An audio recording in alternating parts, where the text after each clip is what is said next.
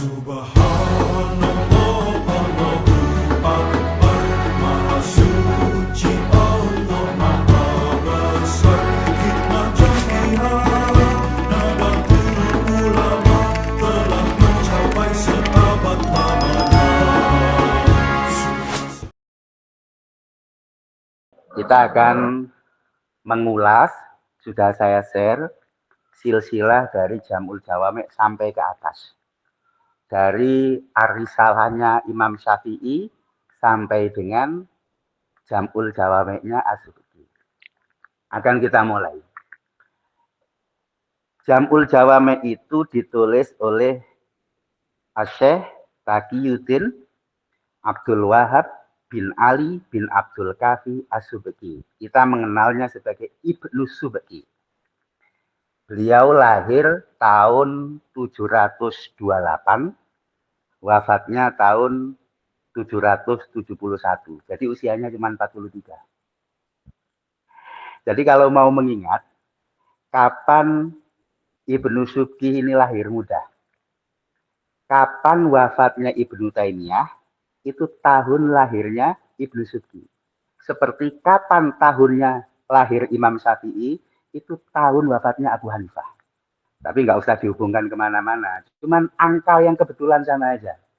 Jadi Ibnu Taimiyah wafat, tahun itu pula Ibnu Subki lahir. Tahun Imam Abu Hanifah wafat, tahun itu pula Imam Syafi'i lahir. Rekan-rekan yang saya muliakan, dari atas Ar-Risalahnya Imam Syafi'i ini tahun 204. Sampai ke bawah Jam'ul Jawami ini tahun 771. Dari Imam Syafi'i menuju Ibnu Subki ini ada rentang 567 tahun. Jadi pertama kali Imam Syafi'i menulis Ar-Risalah tahun 2004, kitab pertama usul fikih, sampai menuju Jam'ul Jawami'nya As-Subki tahun 771, itu membutuhkan waktu 567 tahun. Lebih panjang lagi daripada datangnya Belanda sampai masa kita ini. Jadi panjang betul. Baik, saya akan mulai. Kenapa Jam'ul Jawami diklaim oleh Imam Ibnu Subki sebagai kitab yang komplit, kitab yang lengkap, kitab yang komprehensif, yang al-baligh minal ihatoh. Kenapa kok sangat komplit sekali? Teman-teman yang saya muliakan, mulai dari bawah atau mulai dari atas? Mulai dari bawah. Ya, bawah. Dari bawah. Oke. Kalau dari bawah. Jam'ul Jawami ditulis oleh As-Subki yang wafatnya 771. Saya ingin menyampaikan, Imam As-Subki adalah satu orang yang berhasil menulis dua kitab yang merupakan kitab utama dalam usul fikih, di mana dua kitab itu dari dua kutub yang berbeda. Jadi saya ulangi lagi. Imam Subki itu adalah orang yang berhasil menulis dua kitab, di mana dua kitab itu adalah dua kitab utama dari dua kutub, dua uslub, dua metode yang berbeda dalam membahas usul fikih. Yang kita maksudkan adalah kitab Al-Mahsulnya Ar-Razi dan kitab Al-Ihkam fi Usulil Ahkamnya Al-Amidi. Jadi kita ngambil tengah dulu. Kitab Al-Mahsul, perhatikan yang di tengah. Dan kitab Al-Ihkam. Al-Mahsul itu ditulis oleh Ar-Razi. Wafat 603. Ada yang bilang 606, tapi sekitar itu. Al-Ihkam ditulis oleh Al-Amidi. wafat 630, ada yang bilang 631. Jadi kuncinya di sini. Ada dua kitab yang sangat menjadi andalan terdepan dalam usul fikih, yang sangat bagus, sangat komplit. Kitab andalan dalam bidang usul fikih itu ada dua, yaitu kitab Ihkamnya Al-Amidi dan kitab Al-Mahsulnya Ar-Razi. Itu di bagian tengah, tengok di tengah itu. Jadi Ar-Razi menulis Al-Mahsul. Kita tahu semua kan, kita mungkin selama ini kenal Imam Razi itu punya kitab tafsir saja, kitab tafsir Razi. Beliau juga punya kitab Al-Mahsul Usul Fikih. Ditulis oleh beliau wafat 603. Al-Ihkam ditulis oleh Al-Amidi, beliau wafat 630. Teman-teman yang saya muliakan, kenapa Al-Mahsul dan Al-Ihkam ini disebut sebagai dua kitab usul fikih terdepan? Karena dua-duanya, baik Al-Ihkam maupun Al-Mahsul, adalah komplikasi menggabungkan, mengumpulkan 4 kitab utama dalam usul fikih yang dari periode sebelumnya. Yaitu kitab, saya mulai dari yang paling muda, Al-Mustasfanya Ghazali. Wafat 505. Al-Mustasfanya Ghazali, Al-Burhannya Imam Haromen. Maaf kalau tulisannya jelek, memang selalu gitu. Imam Haromen wafat, beliau wafat 478. Sebelumnya ada Al-Mu'tamad, ditulis oleh Abul Husain Al-Basri, wafat 436, dan ada satu lagi kitab gurunya Abul Husain Al-Basri, yaitu kitab Al-Umad. Umat itu jamak dari umdah. Umat, Al-Umadu, jamak dari umdah, yang ditulis oleh Qadhi Abdul Jabbar. Qadhi Abdul Jabbar wafat 415. Jadi saya ulangi lagi. Ada 4 kitab utama dari generasi sebelum Ar-Razi dan Al-Amidi.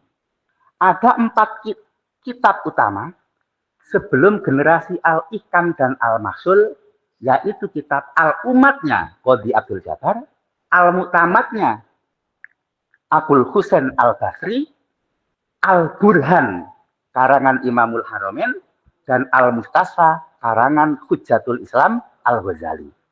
Inilah 4 kitab usul fikih terbaik sepanjang masa.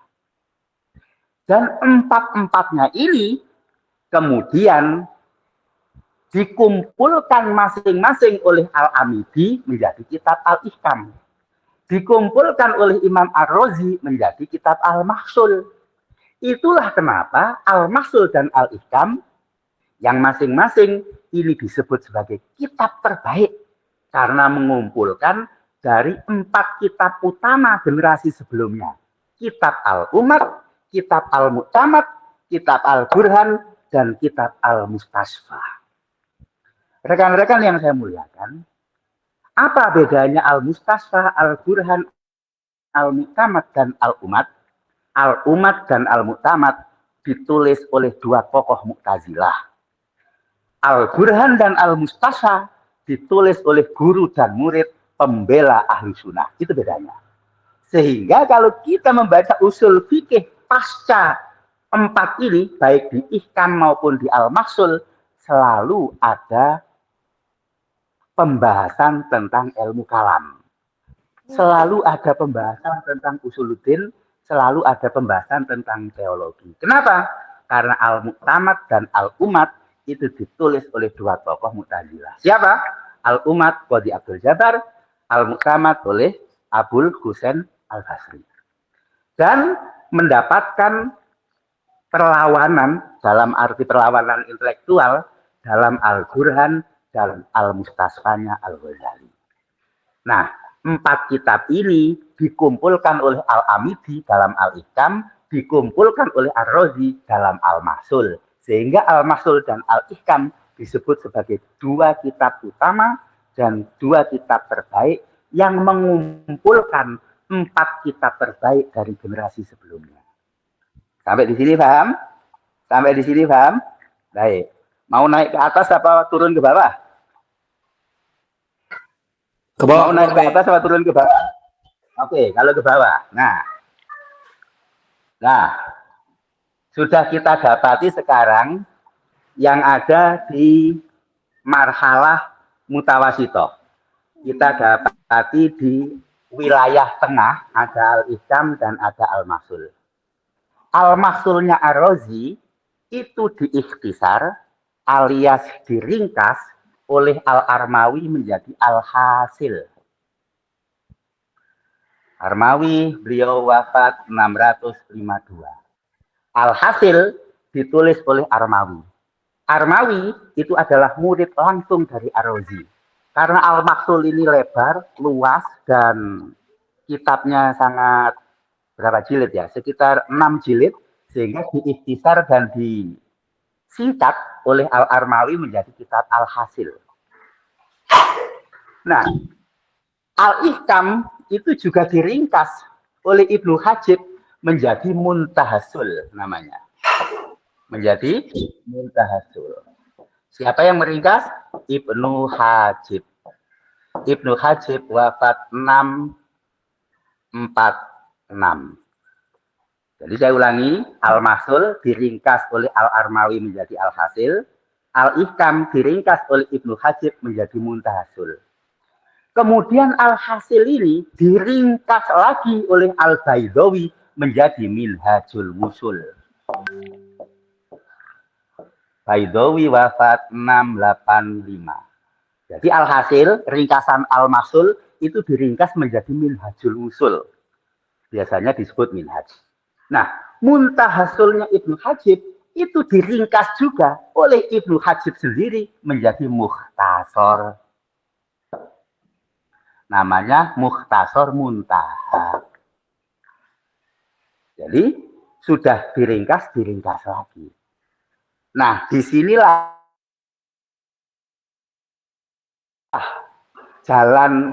dua jalan itu bertemu rekan-rekan. Mukhtasarnya Ibnu Hajib dan minhajnya Al-Baidawi masing-masing oleh Ibnu Subki itu disarai, diberi penjelasan yang luas kembali. Mukhtasarnya Ibnu Hajib menjadi kitab Raf'ul Hajib. Raf'ul Hajibnya Ibnu Subki dan kitab Minhaj menjadi Al-Ibhaj. Al-Ibhajnya Ibnu Subki. Jadi Ibnu Subki ini menulis komentar, menulis syarah, memperluas penjelasan dari kitab Mukhtasar milik Ibnu Hajib dan kitab Minhajul Wusul milik Al-Baidawi. Sehingga boleh dikatakan Jam'ul Jawami yang ditulis oleh Ibnu Subki itu menggabungkan kembali dua alur, dua uslub, dua kutub yang berbeda yang ditempuh oleh Ar-Razi dan Al-Amidi. Masing-masing oleh Ar-Razi dalam Al-Mahsulnya, oleh Al-Amidi dalam Al-Ihkamnya. Sehingga Jam'ul Jawami inilah yang kemudian mampu mengumpulkan dua uslub, dua kutub yang berbeda dalam Al-Ihkam dan Al-Mahsul. Apa bedanya Al-Ihkam dan Al-Mahsul? Jadi bedanya begini. Kalau Al-Mahsul ini lebih banyak istidlalnya dan ihtijajnya. Mohon maaf dimatikan suaranya ya. Kalau Al-Ihkam ini lebih banyak tafriknya dan tahqiqul madhabnya. Jadi itu bedanya Al-Ihkam dan Al-Mahsul. Al-Mahsul istidlal dan ihtijaj, Al-Ihkam tafrik dan tahqiqul madhab. Itu bedanya.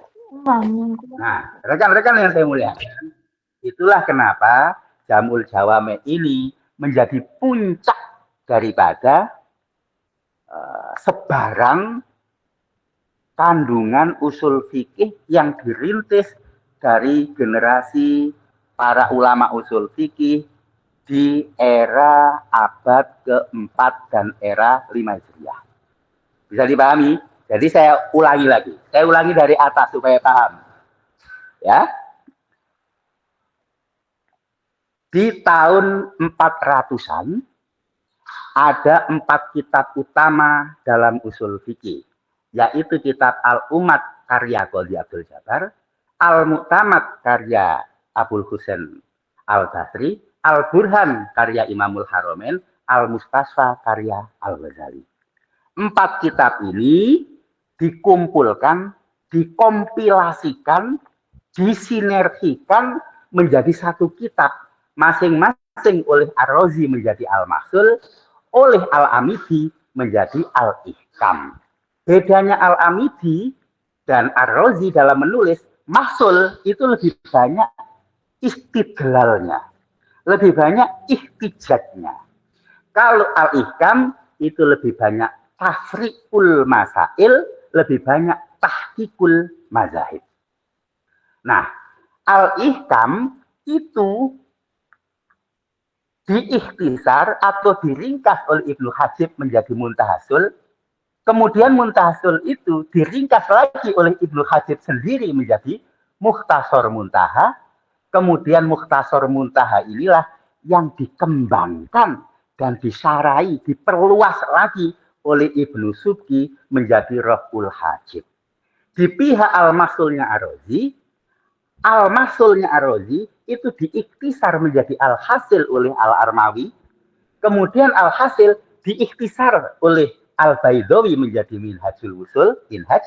Dan kemudian Minhaj dikembangkan, diluaskan, disarahi oleh Ibnu Subki menjadi Al-Ibhaj. Sehingga Ibnu Subki adalah orang yang berhasil memberikan penjelasan yang komplit atas 2 uslub, 2 kutub, 2 madhab yang berbeda yang dulu pernah ditempuh oleh Al-Amidi dan Ar-Razi. Bisa dipahami? Itulah kenapa kitab Jam'ul Jawami' itu sangat sulit, kitab Jam'ul Jawami' itu terkenal sangat sukar dicerna. Tetapi saya ingin memberitahu kepada kita semua, Jam'ul Jawami' itu sudah diberikan beberapa petunjuk oleh As-Subki dalam Khutbatul Kitab. Yang pertama, petunjuknya apa? Wa natra'u ilaika. Ya Allah, kami tadoruk kepadamu. Jadi kalau mau menundukkan Jam'ul Jawami', tundukkan hati kita di hadapan Allah. Itu secara spiritualnya, secara batinnya. Kemudian diberi resep lagi oleh Ibnu Subki dalam kelanjutannya. Mablagho zawil jid wa tasmir, yaitu mencapai derajat mereka yang sungguh-sungguh dan tekun. Jadi resepnya, siapa yang tekun dan sungguh-sungguh secara lahiriah itu dilakukan, dalam batin selalu tadoruk kepada Allah, rendah hati di hadapan Allah, maka insya Allah Jam'ul Jawami' akan mudah. Yakinlah. Insya Allah bisa kita memahami Jam'ul Jawami' dengan sederhana. Itu tadi kata As-Subki, harus tadoruk, nggak boleh tinggi hati. Yang 2 harus jid wa tasmir, sungguh-sungguh dan tekun. Sudah? Sampai di sini paham silsilahnya Jam'ul Jawami'? Ya. Saya lanjutkan sedikit ke atas. Ini saya hapus saja karena penuh. Al-Ummad, Al-Mu'tamad, Al-Burhan, Al-Mustasfa. Ini sumbernya dari mana? Tentu kalau kita melompat, lompatannya itu sebenarnya terlalu jauh. Ya tentu ke Arisalahnya Asy-Syafi'i. Arisalahnya Imam Syafi'i. Yang beliau tulis ketika beliau sudah di Mesir. Imam Syafi'i itu menulis Arisalah 2 kali konon katanya. Tapi kalau menurut Imam Asnawi cuma sekali. Jadi sudah kita ketahui bersama kan. Ada seorang ahli hadis namanya Abdurrahman bin Mahdi. Beliau dari Khurasan. Beliau menulis surat kepada Imam Syafi'i agar Imam Syafi'i menulis kitab yang berisikan tentang teori-teori bagaimana membandingkan hadis, bagaimana mentaksis yang am, dan bagaimana supaya ada aturan dalam membaca istidlal atas Quran maupun istimbat dari hadis. Sehingga Imam Syafi'i itu menulis kitab itu. Waktu itu beliau masih di Irak. Namanya Arisalah, itu karena berdasarkan surat dari Abdurrahman bin Mahdi tadi. Arisalah itu kan bahasa Arab, bahasa Indonesianya kan surat. Karena kitab ini muncul dari suratnya Abdurrahman bin Mahdi. Kitab ini disebut dengan Al-Iraqiyah, yaitu kitab yang ditulis oleh Imam Syafi'i di Irak, sehingga disebut Al-Iraqiyah. Tapi karena kemudian Imam Syafi'i itu pindah ke Mesir, sehingga beliau menulis ulang lagi kitab Arisalahnya itu. Dan kali ini kitab Arisalah itu menjadi bagian daripada Al-Um. Dulu cetakan-cetakan pertama Al-Um, Arisalah itu ada satu bundel dengan Al-Um dulu. Dan seperti biasa, setiap kitabnya Imam Syafi'i itu yang merawikan adalah siapa? Robi al-Muradi, Robi bin Sulaiman al-Muradi. Jadi termasuk Arisalah itu juga kitab yang diriwayatkan oleh murid beliau Robi al-Muradi, sebagaimana Al-Um juga diriwayatkan oleh Robi al-Muradi. Jadi Arisalah yang ada dan bisa kita baca hari ini itu adalah Arisalah yang sudah ditulis ulang oleh Imam Syafi'i saat beliau di Mesir. Sebagai informasi tambahan saja, informasi kecil. Sebenarnya Imam Syafi'i nggak menyebut kitab ini Arisalah. Beliau menyebutnya ya Alkitab gitu saja. Jadi bukan Arisalah, Alkitab begitu saja. Karena sudah terlanjur populernya cerita surat dari Abdurrahman bin Mahdi, itu sehingga disebut dengan Arisalah. Rekan-rekan yang saya muliakan, ketika Imam Syafi'i wafat tahun 204, itu sebenarnya tercatat 4 orang yang pernah mensarai Arisalah. 1, Abu Bakar Asy'ari. 2, Abul Walid An-Naisaburi. 3, Abu Bakar Al-Kufal Asy-Syashi. Dan yang keempat itu memang tidak saya catat di situ. Yang keempat adalah Abu Muhammad Abdillah bin Yusuf Al-Juwaini. Siapa beliau? Beliau adalah ayahnya Imam Haromen, pengarang Al-Burhan tadi. Abu Abdillah Muhammad Al-Juwaini. Jadi 4 orang ini yang pernah tercatat mensarai kitabnya Arisalah milik Imam Syafi'i. Sayangnya tidak ada satupun dari kitab ini yang sampai ke kita. Semua kitab ini mafqud, artinya hilang, tidak tercatat. Nah, kalau kita tengok timeline-nya dari Imam Syafi'i di 204, Abu Bakar Asy'ari ini 330. Abul Walid An-Naisaburi 365. Imam Haromen malah sudah masuk ke abad 400. Maksudnya apa? Ternyata dari semua kitab yang ditulis oleh 4 orang ini tidak ada yang sampai ke kita.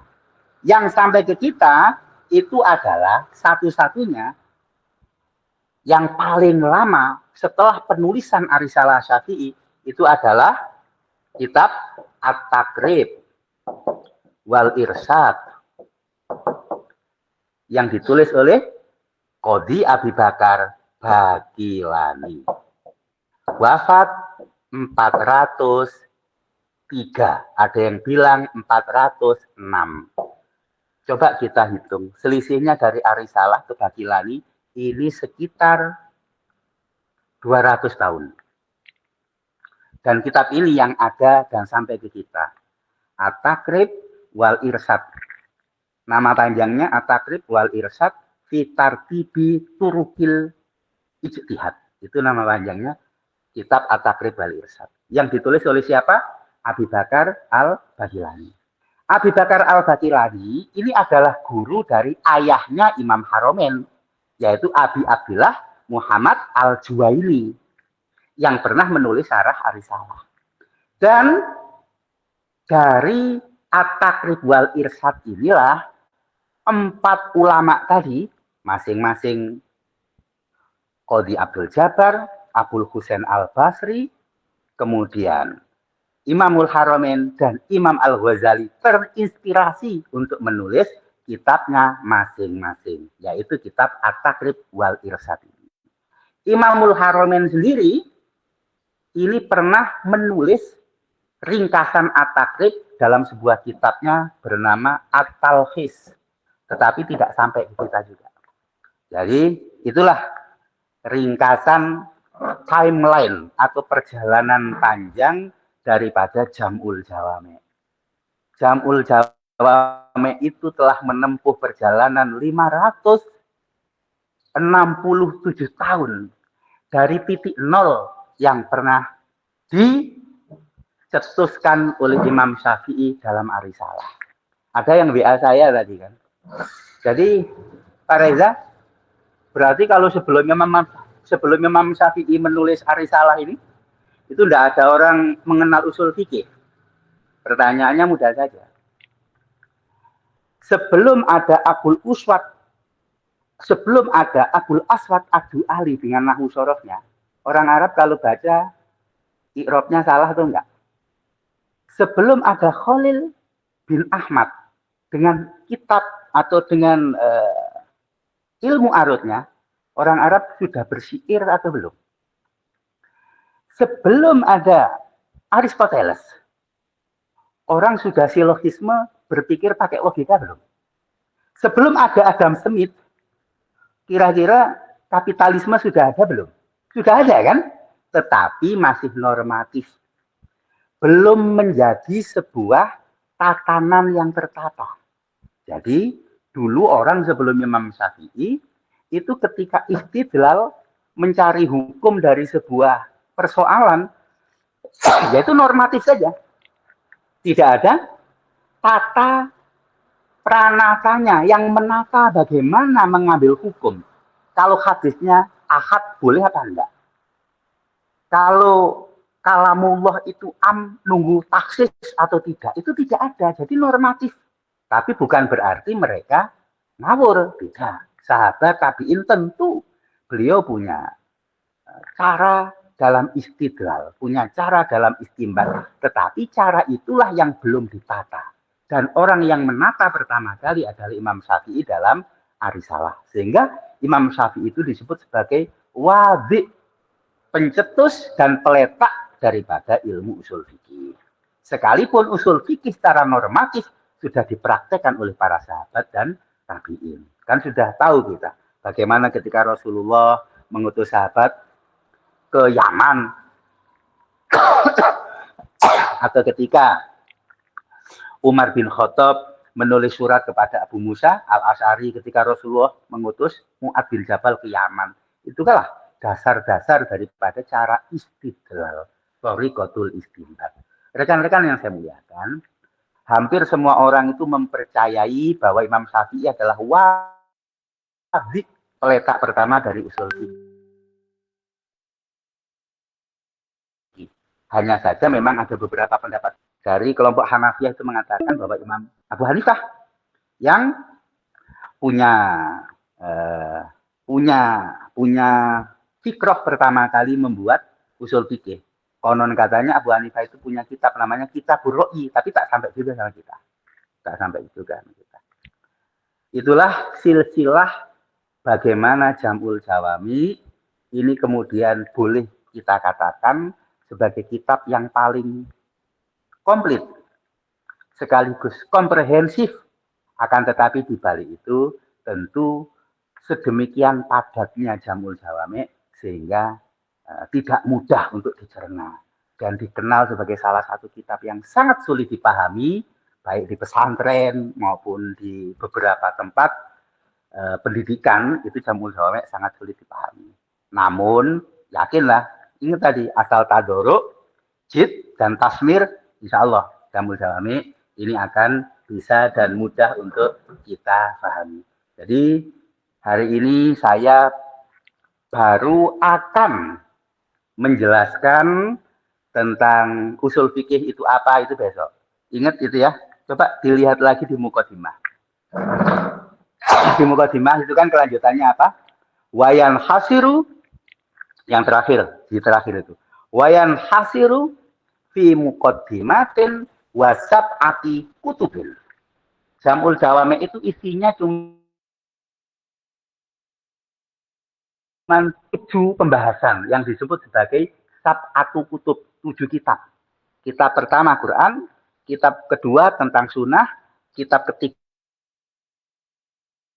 tentang ijma, kitab keempat tentang kias, kitab kelima tentang istidlal, kitab keenam tentang tarjih ta'adul, dan terakhir tentang ijtihad. Oleh karenanya, rekan-rekan yang saya muliakan, sebenarnya ringkas dan tidak terlalu rumit asal kita tahu bagaimana cara kita membaca jamul jawami. Sudah kita contohkan bagaimana cara kita membaca khutbatul kitab tadi. Jadi ada 3 saja, masing-masing saja itu memberikan makna yang berbeda. Jadi kalau kita baca tepat berhentinya supaya tidak kehilangan estetikanya. Jadi inilah sekilas perjalanan dan timeline dari jamul jawami sampai ke kita dari arisalahnya Asy-Syafi'i dulu. Nah, itu. Mungkin ada pertanyaan bisa disampaikan dulu atau yang kurang jelas. Ya. Izin untuk Ada mengawali yang bertanyakan, boleh. Boleh, silakan. Wabarakatuh. Izin langsung saja Pak Kiai. Dari pemaparan yang luar biasa mudah dipahami dan mengarahkan saya secara pribadi kepada jamul jawami seperti apa Pak Kiai. Jadi yang jadi titik pertanyaan saya di sini, saya simpulkan saja. Tadi Al-Mahsul Ar-Razi itu lebih mengarah kepada istidlal dan istihjad, oke. Kemudian Ar-Razi itu kepada tafriqul masail dan mazahib, kan begitu Pak Kiai? Tafriqul mazhab. Ya. Bagaimana dengan jamul jawami ini Pak Kiai? Ya. Apakah menggabungkan 2 hal itu juga atau cuma salah satu Pak Kiai? Baik, terima kasih. Ini sebenarnya masih ada satu hal lagi yang mesti kita jelaskan ya. Bahwa usul fikih itu antara tadi saya sebutkan al-mahsulnya Ar-Razi dan al-ihkamnya Al-Amidi, itu saya sebutkan bukan 2 mazhab. Saya sebutkan apa tadi? 2 uslub. Saya sebutkan 2 kutub yang berbeda, 2 manhaj yang tidak sama. Saya tidak menyebutkan 2 mazhab. Karena usul fikih itu memang sebenarnya 2 mazhab, tapi bukan mazhabnya Amidi dan Ar-Razi. Amidi dan Ar-Razi, al-mahsul dan al-ihkam itu sama-sama mazhabnya sama. Cuman uslubnya berbeda. Metodologi dalam pemaparannya saja berbeda.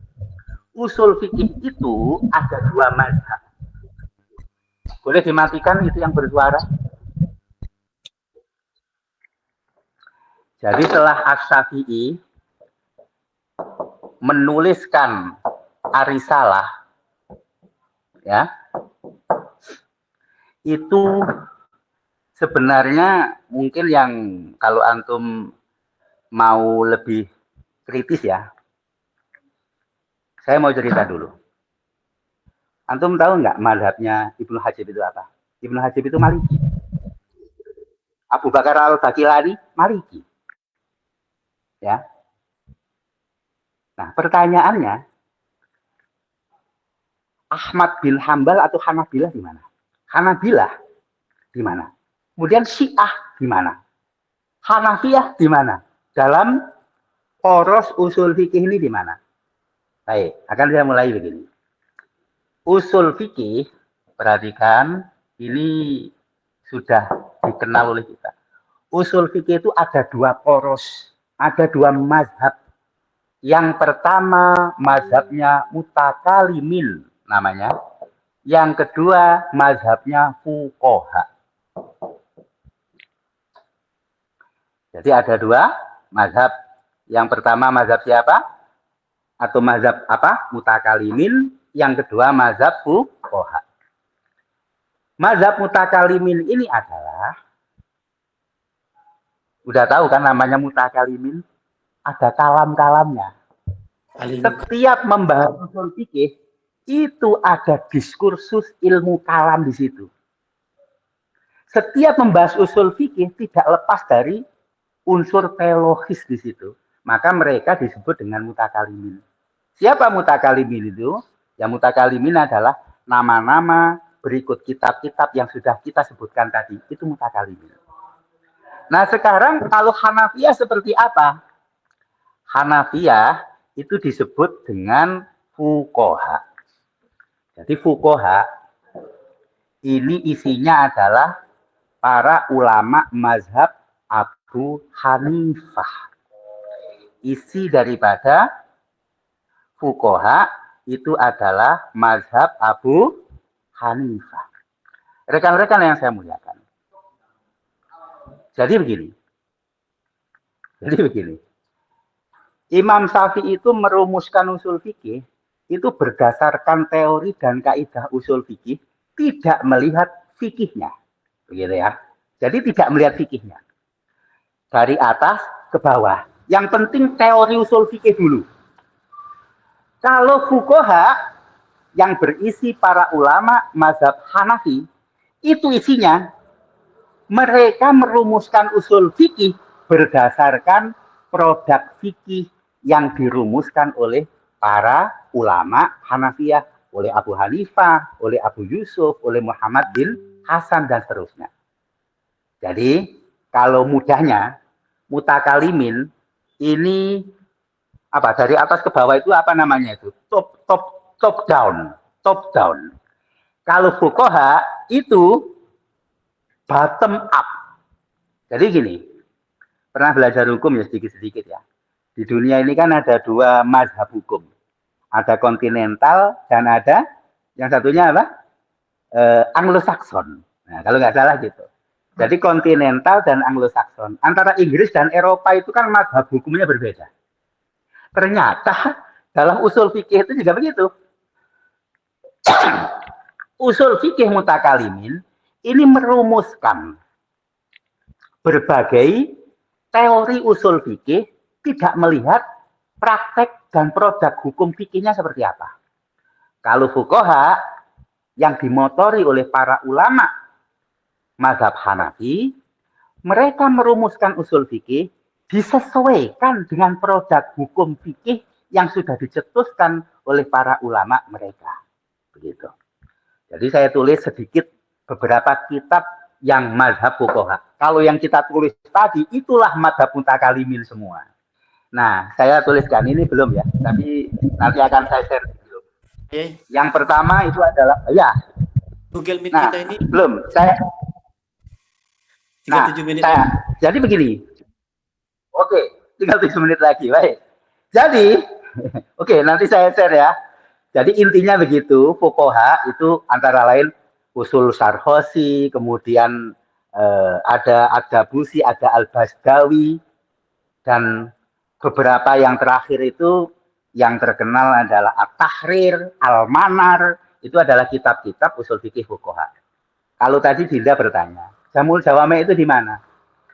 Jamul Jawame itu bahkan bukan hanya merangkum dari usul fikih yang dari usulnya Ar-Razi dan Al-Amidi, bahkan Jamul Jawame itu dikenal sebagai mazhab mutaakhirin. Madhabnya ulama-ulama yang sudah mutakhirin, yaitu al-jam'u, menggabungkan antara mazhab mutakalimin dan mazhab fuqaha. Jadi Jamul Jawame posisinya di mana? Jamul Jawame yang ditulis Ibnu Subki termasuk kitab yang menggabungkan antara mutakalimin dan fuqaha yang disebut sebagai mazhabnya mutakhirin. Jadi tidak banyak mazhab mutaakhirin itu. Salah satunya adalah Jam'ul Jawami'. Jadi saya ulangi lagi, bukan hanya Jam'ul Jawami' itu meringkas dan merangkum usul fikih mazhab mutakalimin, bahkan juga mengambil beberapa unsur dari mazhab fuqaha, sehingga Jam'ul Jawami' disebut sebagai mazhab mutaakhirin. Nah, sudah cukup jelas? Nah, gitu ya. Oleh karenanya, kenapa kita kalau baca Jam'ul Jawami' itu harus teliti? Sebab di akhir Jam'ul Jawami' nanti, di khotimahnya di belakangan, itu Ibnu Subki mengatakan bahwa dalam setiap kalimat itu ada mutiaranya. Artinya satu kalimat ini harus kita bahas, nggak bisa kita tinggalkan. Karena demikian padatnya pembahasan Jam'ul Jawami'. Dan satu hal lagi, satu ultimatumnya Ibnu Subki di khotimah. Orang kalau mentalkhis atau mengikhtisar Jam'ul Jawami' akan gagal. Ternyata kan Abu Zakaria Al-Ansori meringkas menjadi Lubul Usul kan. Mohon maaf, lihatlah. Lubul Usul itu bukan kitab populer di dunia. Kalau di Indonesia memang agak populer. Kalau di dunia bukan kitab populer. Jadi yang mensyarah itu jarang. Kebetulan ya yang mensyarah Lubul Usul memang orang Indonesia ya. Ada Syekh Mahfud Atur Musi, kemudian ada Yai Sahal Mahfud gitu. Itu. Jadi memang Jam'ul Jawami' itu sudah terlalu ringkas sehingga untuk diringkas kembali sangat sulit. 3 menit lagi ya.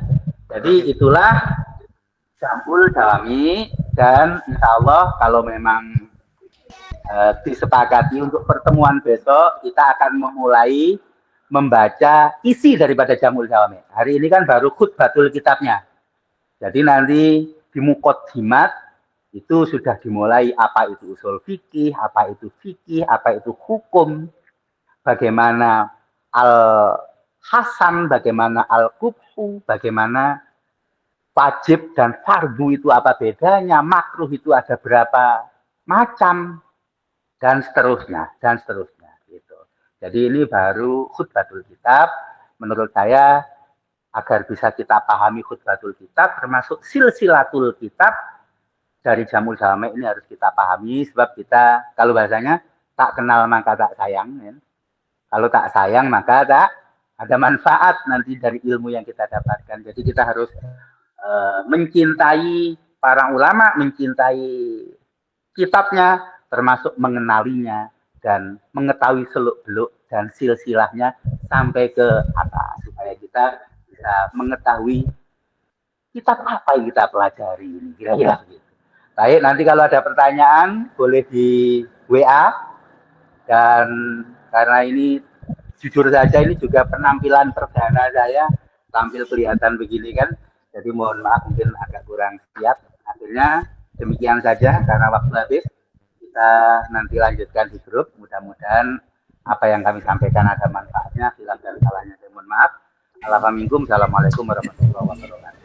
Waalaikumsalam warahmatullahi wabarakatuh.